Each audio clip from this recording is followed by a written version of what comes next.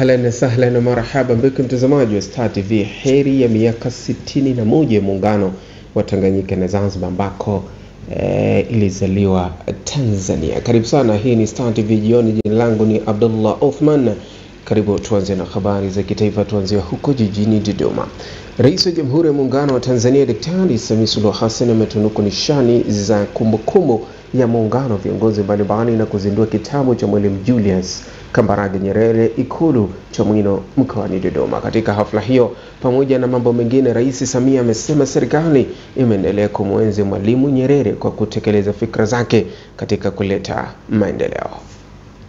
Kitabu hiki pia kinatupa fursa ya kufahamu zaidi kuhusu mahusiano kati ya Mwalimu na viongozi mbalimbali waliobahatika kufanya kazi naye, hususan katika kujenga mtangamano wa kikanda na kibara. Hao ni pamoja na Mzee Jomo Kenyatta katika kujenga Jumuiya ya Afrika Mashariki, Mfalme Haile Selassie katika kuanzisha Umoja wa Nchi Huru za Afrika, Mzee Kenneth Kaunda na ndugu Samora Machel katika mapambano ya ukombozi kusini mwa Afrika, Dr. Manmohan Singh katika kutafuta utatuzi wa changamoto za maendeleo za nchi zinazoendelea kupitia South Center, na viongozi wengine wengi wa kimataifa. Picha zote hizo ziko ndani ya kitabu. Hakika tunaona kuwa mahusiano haya yalimwezesha Mwalimu kutoa mchango wake na Watanzania kikanda na kimataifa. Tukiangazia mambo machache ambayo tumeendelea kuyaendeleza baada ya Mwalimu kuachia serikali ya Jamhuri ya Muungano wa Tanzania katika awamu tofauti, tumeendelea kumuenzi Mwalimu kwa kutekeleza yale aliyokuwa nayo kama dira yake ya mipango ya maendeleo. Kazi hiyo kubwa na nzuri iliyofanywa na Mwalimu katika ujenzi wa maendeleo ya nchi yetu ni lazima ienziwe na iendelezwe. Serikali tumeunda kitengo cha kutunza kumbukumbu za viongozi wetu chini ya Balozi Kusiluka, chenye wajibu wa kushirikiana na taasisi, vikundi vya watu kama hiki au mtu binafsi kuandika kuhusu maisha na michango ya viongozi wetu wa kitaifa. Sasa kitabu hiki kinachoenzi mchango wa Mwalimu katika ujenzi wa taifa letu kwa njia ya picha ni moja kati ya kazi hizo. Kwa upande mwingine, serikali imeendelea kumwenzi Mwalimu kwa kuendeleza na kutekeleza fikra zake katika kuleta maendeleo kwa taifa letu na kutimiza na kulitunza jina la Jamhuri ya Muungano wa Tanzania huko ulimwenguni. Jambo la kipaumbele ni kulinda heshima na kuimarisha Jamhuri ya Muungano wa Tanzania. Serikali imezitaka sekretariati za mikoa na mamlaka za serikali za mitaa kuendelea kusimamia udhibiti wa taka na kuimarisha usafi wa mazingira katika maeneo yao, kwani hali ya usafi katika majiji na miji bado sio kuridhisha. Jesse Ngerengera anatupasha zaidi. Maelekezo hayo ya serikali yametolewa bungeni jijini Dodoma na Waziri wa Nchi Ofisi ya Makamu wa Rais, Muungano na Mazingira, Mhandisi Hamad Masauni wakati akiwasilisha bajeti ya ofisi hiyo kwa mwaka wa fedha 2024-2025. Ili kudhibiti usimamizi wa taka na kuimarisha usafi wa mazingira katika maeneo ya majiji na miji, serikali kwa kushirikiana na wadau mbalimbali ikiwemo sekta binafsi imeendelea kuboresha mifumo ya usafi wa mazingira, ikiwemo ujenzi wa vituo vya kukusanya, kuhifadhi na kurejeleza taka ngumu na uboreshaji wa mifumo ya maji taka katika miji na majiji. Mathalan, jiji la Dar es Salaam lina jumla ya viwanda, vituo vya urejelezaji taka 44, aina ya plastiki, chuma chakavu, mafuta machafu, tairi chakavu, taka za elektroniki na taka ozo, ambapo jumla ya tani 12,926 za taka zimechakatwa. Uwepo wa mfumo huu umepunguza kiasi cha taka kinachopelekwa dampo. Baadhi ya wabunge wakapata fursa ya kujadili bajeti hiyo, huku wakitaka suala la usafi wa mazingira kuangaliwa kwa jicho la tatu, huku wengine wakipongeza utatuzi wa changamoto za muungano. Lile lori lililobeba uchafu ni chafu kuliko uchafu wenyewe. Malori yanayobeba uchafu yananuka. Yaani ukikutana nalo kwenye foleni likawa mbele yako, kama gari haina AC au mko kwenye daladala, ni mateso makubwa. Kwa Mheshimiwa Mwenyekiti, hii ni ishara mbaya kwetu kwamba swala la mazingira tunalichukulia poa. Nadhani mamlaka zetu za serikali za mitaa zinatakiwa zihakikishe magari yanayobeba takataka mijini yanakuwa na viwango maalum. Kwanza, usimamizi na udhibiti wa mazingira. Lakini pili ni uhifadhi wa mazingira yenyewe. Tunapozungumzia swala la usimamizi na udhibiti, hapa ni vizuri sana tukawa makini na biashara ya chuma chakavu. Mheshimiwa Mwenyekiti, biashara ya chuma chakavu sasa hivi imeanza kuingilia miundombinu yetu tuliyojenga kwa gharama kubwa mno. Niendelee kuipongeza serikali kwa hivi sasa tumeshuhudia mara kwa mara kila panapotokea fursa za ajira, tumeona ule uwiano wa nafasi za ajira katika taasisi za muungano umekuwa umeimarika. Zinapotokea ajira basi huwa zinaangalia maeneo yote mawili ya Jamhuri ya Muungano wa Tanzania. Na kiukweli hili limekuwa likifurahiwa sana na vijana wetu kwa sababu fursa za ajira zimekuwa zikitoka lakini zinapatikana kwa vijana wote wa Jamhuri ya Muungano wa Tanzania. Bunge limepitisha kiasi cha shilingi bilioni 81.8 ili ofisi ya makamu wa rais muungano na mazingira iweze kutekeleza majukumu yake kwa mwaka wa fedha 2024-2025. Kutoka bungeni jijini Dodoma, Joyce Ngerangera, Star TV. Asante sana Joyce Ngerangera kwa taarifa hiyo. Mtazamaji, tusogee kidogo mkoani Morogoro ambako serikali imeridhia kutoa kiasi cha shilingi bilioni 18 kama mpango wa dharura kujenga madaraja makubwa mawili kwenye barabara ya Malinyi mkoani Morogoro, ambayo kwa zaidi ya siku 5 sasa hakuna mawasiliano, changamoto ambayo inajirudia kila inaponyesha mvua kubwa. Taarifa zaidi na mwanahabari wetu Omar Hussein. Ndio uhalisia hali ya sasa hapa eneo la Mwembeni. Hakuna mawasiliano wa barabara kuu ya Malinyi Ifakara. Mto Furua ulifurika na maji kupita juu ya barabara kwenye eneo hili linalotenganisha kijiji cha Misegese na Malinyi mjini. Madhara makubwa ni uharibifu wa miundombinu, kipande cha barabara kusombwa na maji. Waziri wa Ujenzi Abdalla Ulega aliambatana na viongozi wengine amefika kutaka kujionea uhalisia. Anasema maelekezo ya Rais Dr. Samia Suluhu Hassan ni kuja na suluhu ya kudumu na sasa kutajengwa daraja kubwa. Pasi zimepigwa na Mheshimiwa Rais ameridhia bilioni 18. Tunazipata zile zitajenga. Ili daraja la hapa ni daraja la mita 100, kiwanja cha mpira wa miguu kilichokamilika. Hapo vipi? Maji yanapita chini, sisi tuko juu na mnai tunaning'inia. Kukosekana kwa mawasiliano ya barabara hasa eneo hili jirani na mto Furua ni changamoto ya muda mrefu. Inasababishwa na mto Furua ambao umepoteza kabisa uwasili wake, madhara ya ongezeko la shughuli za kibinadamu. Jana siku kama hizi tulikuja na Mheshimiwa Mchengerwa, tulitengeneza daraja ile ya Mchangani. Hii ya hapa watu wa TANROADS walikuja wakafanya matengenezo ya dharura. Hatukurudi kufanya matengenezo ya kudumu. Mwaka huu lile daraja unavyoona pale limechukuliwa kama lilivyochukuliwa mwaka jana. Mwaka jana lilichukuliwa zaidi. Leo ametua hapa na helikopta kwa ajili ya kuona hali ilivyo, lakini mwisho tu ni kutafuta suluhisho namna gani tunaweza tukafanya ili kurejesha mawasiliano sehemu iliyokatika na mipango ya muda mrefu. Baadhi yao wakazi wa Malinyi na watumiaji wengine wa barabara hiyo wameeleza pia usumbufu wanaokabiliana nao, changamoto ya karibu kila mwaka.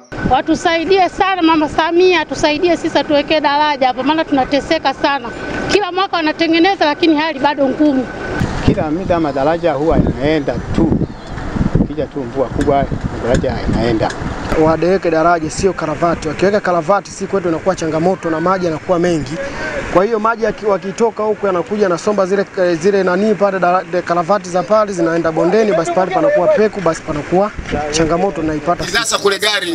Kwa mujibu wa Waziri wa Ujenzi, kinachoendelea sasa ni taratibu za kumtafuta mkandarasi atakayetekeleza mradi huo mkubwa uliopangwa kutekelezwa mapema katika kipindi cha kiangazi baada ya msimu wa sasa wa mvua kubwa.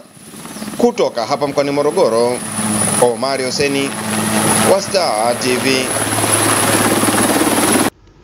Mtazamaji, tutoke kwenye ujenzi tuelekee kwenye mawasiliano ambako waziri wa mawasiliano na teknolojia ya habari Jerry Silaa amesema jitihada za serikali zimechangia jamii kubwa mijini na vijijini kufikiwa na huduma za mawasiliano ya simu na internet, ambapo hadi kufikia mwezi Machi 2025 idadi ya Watanzania wanaotumia huduma ya internet imefikia milioni 49.3 na watumiaji laini za simu imefikia milioni 90.4.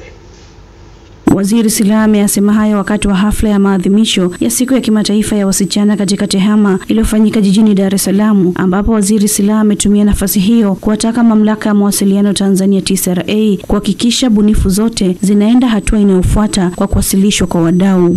Nimeupenda sana ule ubunifu wa vijana wa vyuo vikuu ambao unaungana na kampeni ambayo tunaiendesha ya Sitapeliki, na ni matumaini yangu kwamba TCRA itahakikisha ubunifu ule na zile nyingine zinaendea hatua inayofuata kwa kuweza kuwafikisha kwa wadau na kuona jinsi gani bunifu hizi zinaweza kuleta tija katika maisha ya kila siku kama wenyewe walivyoelezea kwenye presentation zao. Mkurugenzi mkuu wa mamlaka ya mawasiliano Tanzania TCRA, Dr. Jabiri Bakari, amesema TCRA inaendeleza jitihada za kuhamasisha uanzishwaji wa vilabu vya kidijiti kwa shule za awali, msingi, sekondari na vyuo vikuu. Mpango huo unawezesha wanafunzi kujumuika katika kuongeza ufahamu wa masuala ya teknolojia za kidijiti. Katika maandalizi ya kuadhimisha siku hii, TCRA iliratibu mafunzo ya muda mfupi ya TEHAMA kwa wanafunzi wa kike wapatao 136 wa shule za awali, shule za msingi, sekondari na vyuo vikuu. Ni miaka 11 sasa tangu maadhimisho hayo kuanzishwa rasmi kupitia shirika la mawasiliano duniani kwa lengo la kuhamasisha na kuwatia moyo wasichana na wanawake kupenda masomo ya sayansi, teknolojia, uhandisi na hisabati ili kupunguza pengo la kijinsia katika tasnia ya mawasiliano na hivyo kufikia malengo ya maendeleo endelevu, hasa lengo namba 5. La vipofu.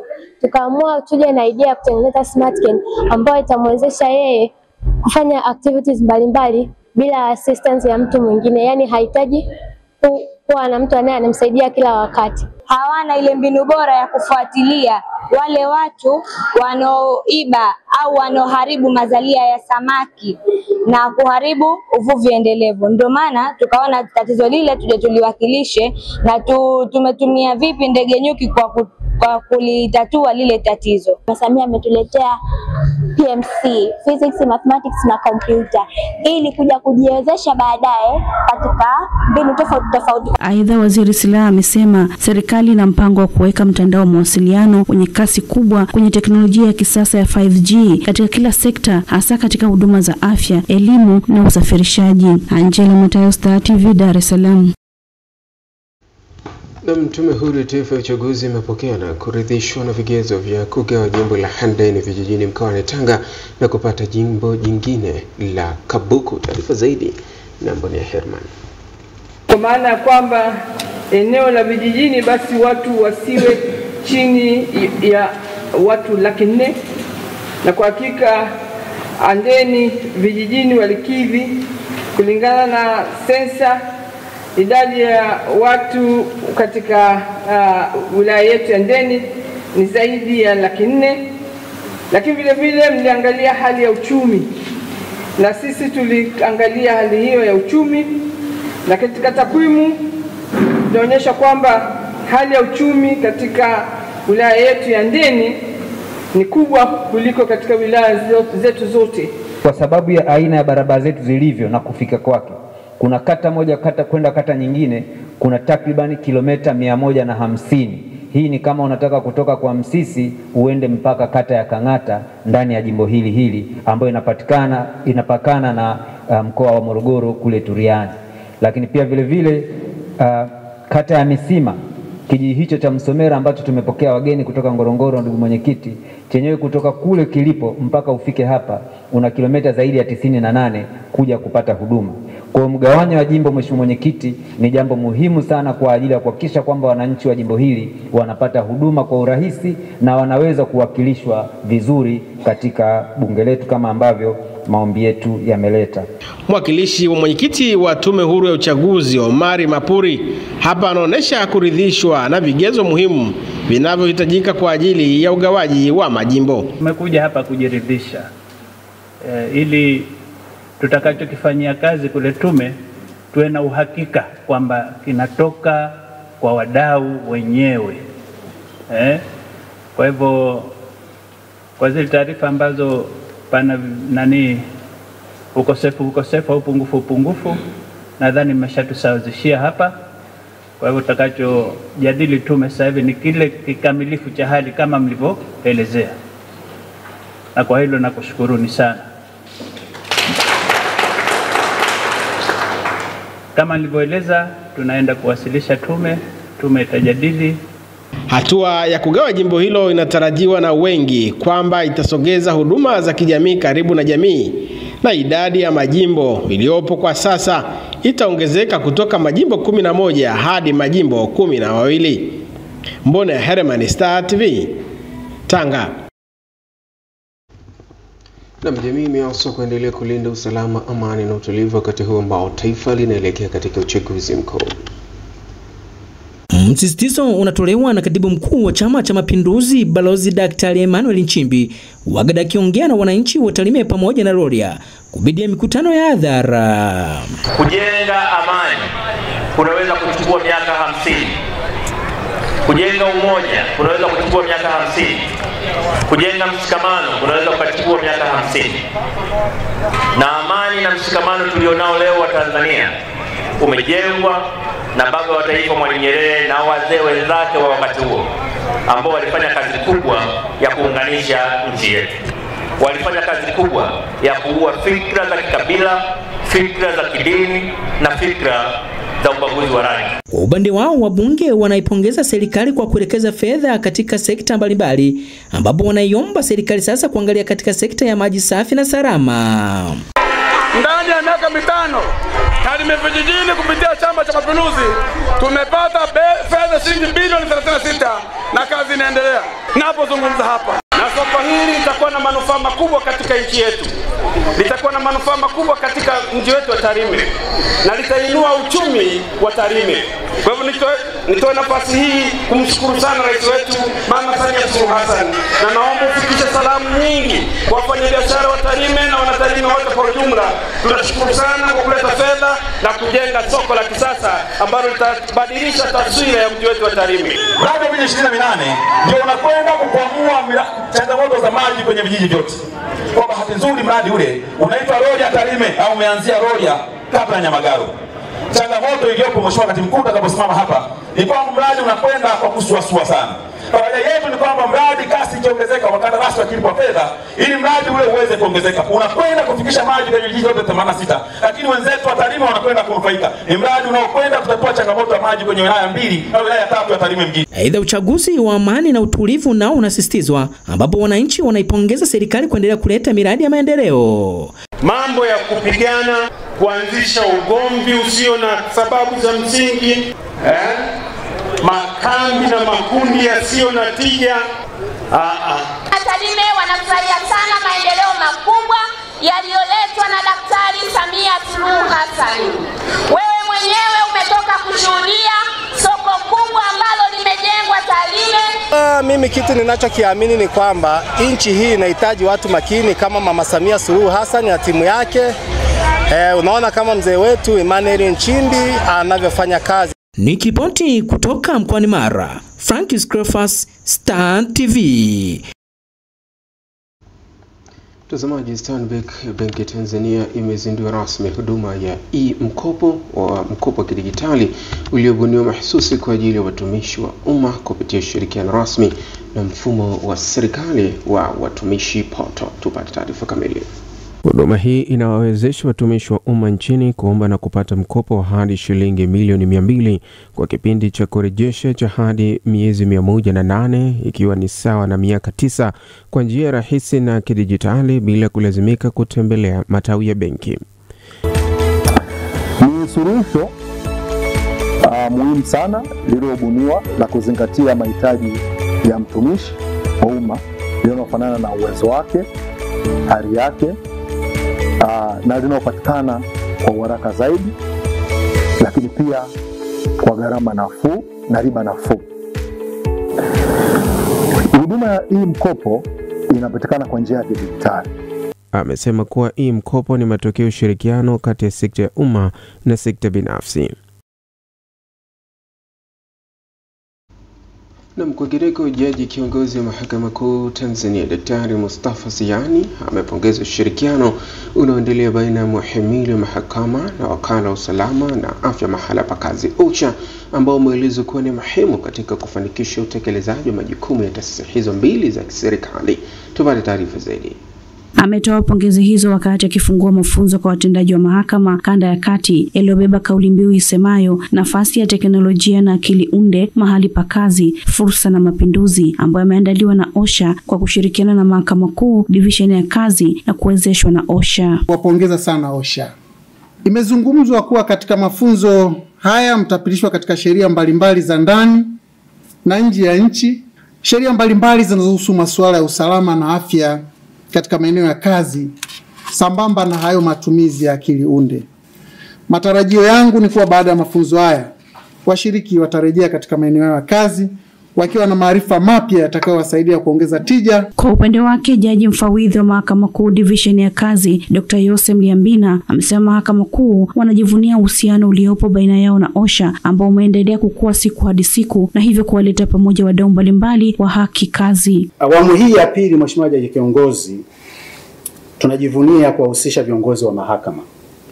Ofisi ya mkurugenzi wa mashtaka, mlisikia hapa kuna mwakilishi wake, lakini ofisi ya kamishna wa kazi mwenyewe yupo, lakini pia tuna afisa wa kazi. Tunaye mkurugenzi mkuu wa CMA pamoja na viongozi mbalimbali kutoka OSHA. Jambo ambalo linadhihirisha dhamira ya dhati ya muhimili wa mahakama na serikali katika kuboresha mazingira ya kazi. Akitoa salamu zake katika ufunguzi wa mafunzo husika, mtendaji mkuu wa OSHA Bi Hadija Mwenda amesema mafunzo hayo yana faida mara mbili kwa watendaji wa mahakama. Sisi tunasimamia sheria, mnahitaji pia kuijua sheria yetu vizuri ili hata pale mnapotekeleza majukumu yenu yatakuja masuala ambayo mtu anasema mimi nimepata ajali nikiwa kazini au nadhani ugonjwa wangu unatokana na kazi. Lakini mkitambua kwamba kuna mamlaka ambayo inaweza kusema kwamba this is work related or not, basi mtaanza kumuuliza maswali kwenye checklist. Umejisajili OSHA? Mtu wako alipimwa afya OSHA? Tuletee ripoti ya daktari. Sasa ukiwa na zile information, waheshimiwa, itawasaidieni na itatusaidia sisi kutimiza wajibu wetu, lakini nanyi pia katika kuandika hukumu basi mtakuwa mmepita katika njia ambayo ni sahihi. Mafunzo hayo yenye washiriki zaidi ya 100 yamefanyika jijini Dodoma kwa siku 2 mfululizo na ni awamu ya pili baada ya awamu ya kwanza kufanyika Disemba 16 hadi 17, 2024. Angela Matayo, Star TV.